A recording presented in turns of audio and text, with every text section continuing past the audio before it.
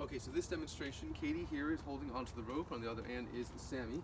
Katie's job is to stand in one spot, and Sammy's job is to try to walk in a straight line. So Sammy, turn to your left, okay? And just keep walking in a straight line, putting one foot in front of the other. Let's see what happens.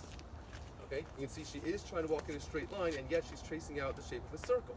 Why is this happening? Well, there's a force on her, right? So let's think about this. What's supplying this force?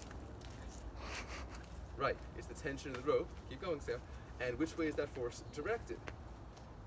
Right, it's got to be towards the center, making this a centripetally pointing force. Okay, stop for a second. That gave us a bit of a baseline. Okay, now Sam, you're going to do the exact same thing, but this time you have to try to walk faster. Okay, go for it. Good. And stop. Okay, so Katie, what did you notice was different about the tension in the rope? More force. Very good. That makes sense. According to our equation, we need more force because she's moving faster, more force to change her motion more quickly. Okay, so now this time, Katie, you're going to choke up on the rope a little bit, so bring Sammy towards you a little bit, so very good. And Sammy, your job is to try to go at that same fast speed. Go for it.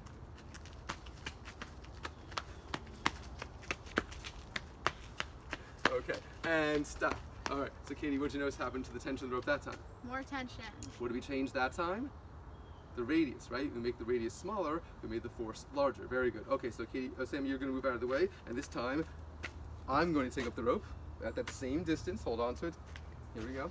And I'm going to try to walk in a straight line. Here we go.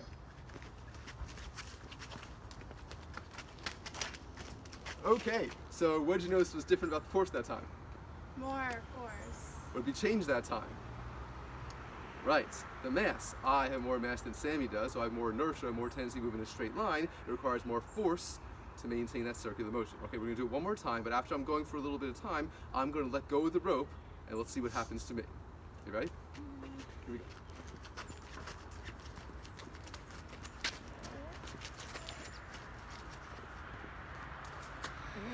Okay, so what did I do?